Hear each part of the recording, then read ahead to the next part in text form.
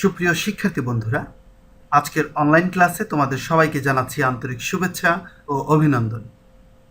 এ পর্যায়ে আমি তোমাদের সাথে আধুনিক অর্থনীতিতে অর্থের গুরুত্ব বা ভূমিকা নিয়ে আলোচনা করব। আধুনিক অর্থনীতিতে অর্থের ভূমিকা অনস্বীকার্য। অর্থ ছাড়া কোনো দেশেরই অর্থনৈতিক কাঠামো গড়ে ওঠা সম্ভব নয়। অর্থনীতির বিভিন্ন ক্ষেত্রে অর্থের গুরুত্ব সম্পর্কে আলোচনা করা হলো। বিনিময়ের ক্ষেত্রে অর্থ প্রচলনের ফলে বিনিময় ব্যবস্থা অত্যন্ত সহজ ও সরল হয়েছে।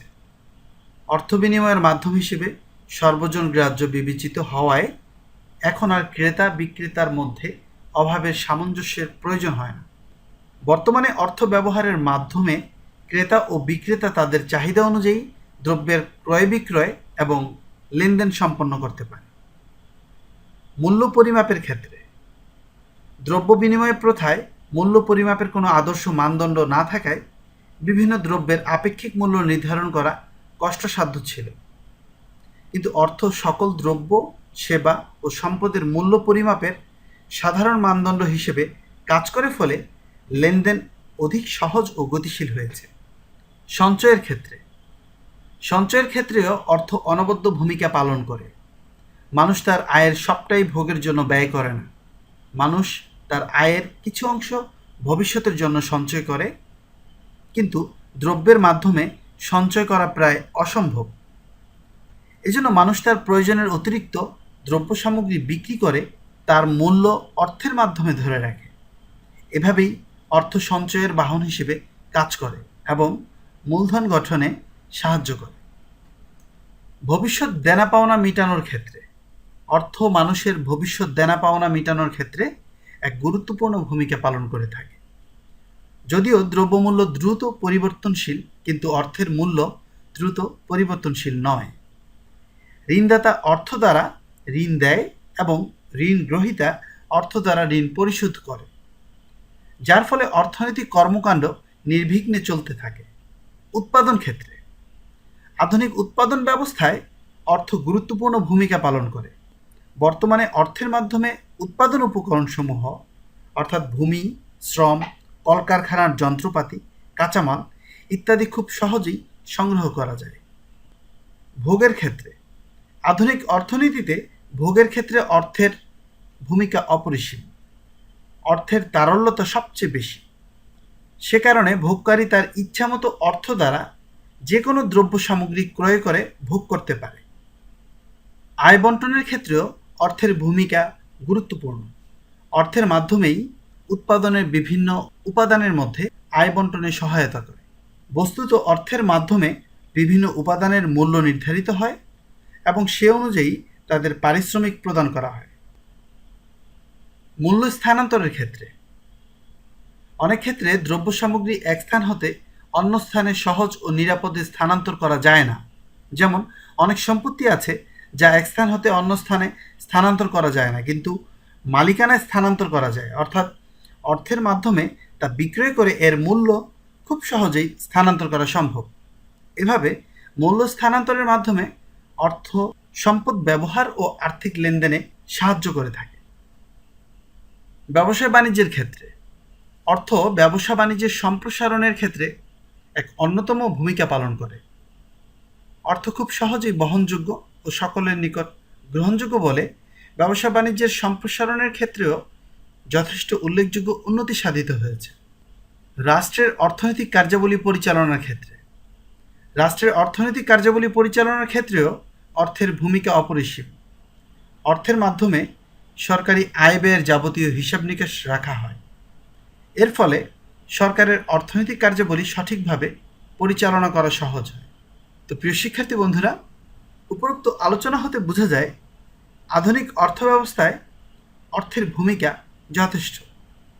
অর্থকে কেন্দ্র করেই বর্তমানে আবর্তিত হচ্ছে অর্থনৈতিক এক নতুন জগৎ। এ প্রসঙ্গে অর্থনীতিবিদ ক্রাউথার বলেছিলেন, অর্থনীতিতে মানুষের সমাজ জীবনের ব্যবসা বাণিজ্য সংক্রান্ত কার্যাবলীর ক্ষেত্রে অর্থ একটি অনবদ্য আবিষ্কার, যাকে কেন্দ্র করে বাকি সব কিছুই প্রতিষ্ঠিত। অর্থনীতিবিদ গোল্ডেন উইসারের মতে আধ্যাত্মিক কল্যাণের ক্ষেত্রে অর্থের সঠিক পরিমাণ ও বন্টন হয়তো দ্বিতীয় পর্যায়ে উপাদান হিসেবে বিবেচিত না হতে পারে, কিন্তু অর্থনৈতিক কল্যাণের রূপ সৃষ্টিতে অর্থ নিঃসন্দেহে একটি শক্তিশালী উপাদান। প্রিয় শিক্ষার্থী বন্ধুরা, এ পর্যায়ে আমি তোমাদের সাথে অর্থনীতির একটি খুব গুরুত্বপূর্ণ ধারণা অর্থাৎ গ্রেসামসের মুদ্রাবিধি নিয়ে তোমাদের সামনে আলোচনা করব। গ্রেট ব্রিটেন তথা ইংল্যান্ডের রানী এলিজাবেথের নাম তোমরা নিশ্চয়ই শুনেছ। তিনি যখন ইংল্যান্ডের শাসন কার্য পরিচালনার দায়িত্বে নিয়োজিত ছিল, তখন সেখানে নানা প্রকার নিকৃষ্ট মুদ্রার প্রচলন ছিল। রানী এলিজাবেথ তার শাসনামলে উৎকৃষ্ট মানের মুদ্রা প্রচলন করে নিকৃষ্ট মানের মুদ্রাগুলোকে বাজার থেকে বিতাড়িত করতে চাইলেন। কিন্তু সমস্যা দেখা দিল যে উৎকৃষ্ট মুদ্রা যতই বাজারে ছাড়া হচ্ছে, ততই সেগুলো বাজার থেকে হারিয়ে যাচ্ছে এবং পুরাতন নিকৃষ্ট মুদ্রাগুলো বাজারে আগের মতোই বিরাজমান। উৎকৃষ্ট মুদ্রা বাজার থেকে হারিয়ে যাওয়ার কারণ অনুসন্ধানের জন্য রানী তার অর্থনৈতিক উপদেষ্টা স্যার টমাস গ্রেসামসকে নির্দেশ দেন। অনুসন্ধানের পর স্যার টমাস গ্রেসামস এই সিদ্ধান্তে উপনীত হন যে কোনো দেশে যদি একই সময়ে উৎকৃষ্ট ও নিকৃষ্ট উভয় প্রকার মুদ্রা পাশাপাশি প্রচলন থাকে, সেক্ষেত্রে নিকৃষ্ট মুদ্রা উৎকৃষ্ট মুদ্রাকে বাজার থেকে বিতাড়িত করে। তার এই বক্তব্যই গ্রেসামসের বিধি নামে পরিচিত। সাধারণত নিকৃষ্ট মুদ্রা তিনটি উপায়ে উৎকৃষ্ট মুদ্রাকে বাজার থেকে অপসারিত করে। প্রথমত, জমানো। সাধারণত মানুষ উৎকৃষ্ট মুদ্রা নিজেদের নিকট রাখতে পছন্দ করে এবং নিকৃষ্ট মুদ্রাগুলো লেনদেনের জন্য ব্যবহার করে থাকে। দ্বিতীয়ত, গলানো।